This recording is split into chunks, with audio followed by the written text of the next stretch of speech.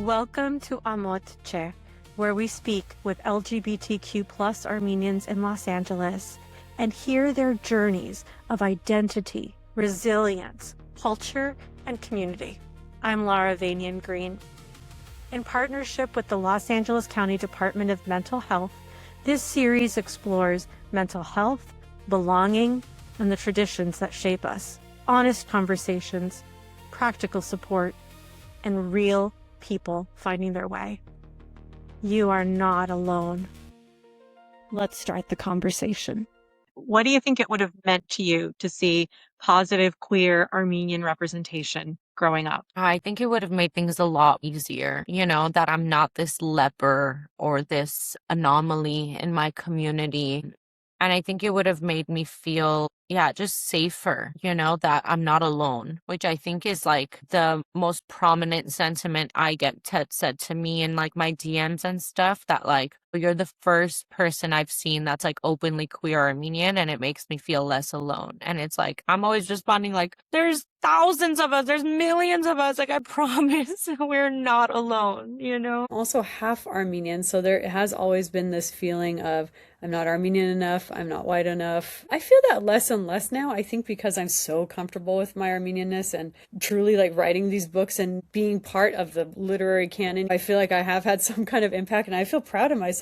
I've met so many queer Armenians now ever since publishing this book. It's as if they came out of the woodworks. I didn't know them before. And now I know so many queer Armenians, and that is such a beautiful thing. So we still are starved for representation in the media. A word that I've been using is daror for queer, which comes from a 2010 convergence of queer femmes in Armenia who came up with darori nagvad for queered. So I took the first two syllables of that and made it short, daror. I do that with most long words, and it feels good to me. I ended up here because I was a huge fan of Lada's podcast, Armenian Enough, which honestly was probably single-handedly the biggest connector to the queer Armenian community for me. So this is kind of a nice full circle moment. But yeah, I've also been in recovery for 20 years this year. You were saying something earlier as we were all getting to know each other about how essentially feeling like,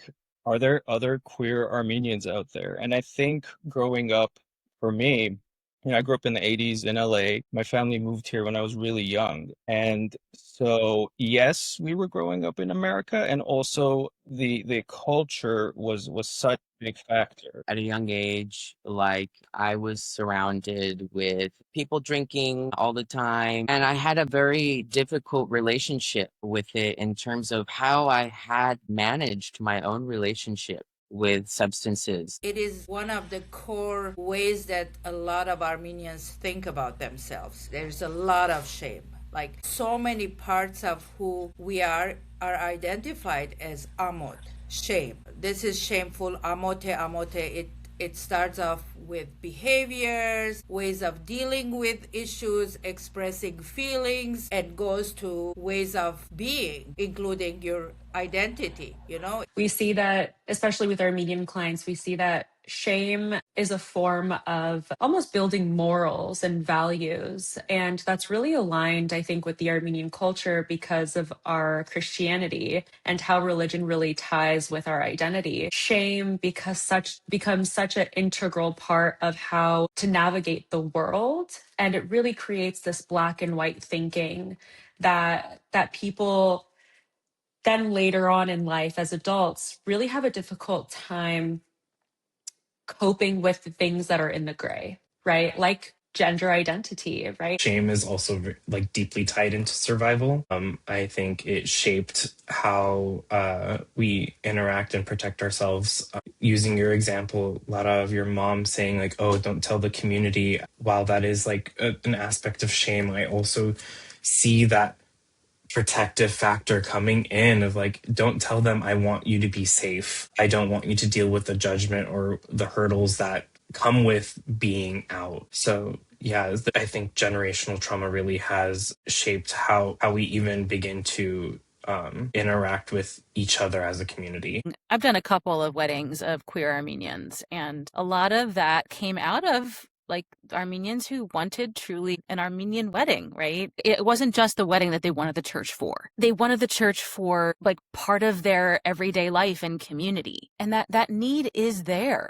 It really is. And it really breaks my heart that, because at the end of the day, like, sure, you can, if you're closeted, if you're, don't ask, don't tell, you can walk into an Armenian church and be gay. But if you want to be married, if you are adopting your child and want to have your child baptized, when we talk about the sacramental life of the church, there is a long way to go.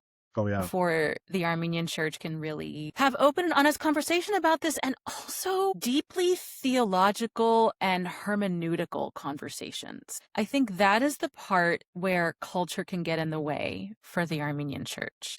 My drag persona just grew from there, but it's really an extension of my wackadoodle gender-bendery self.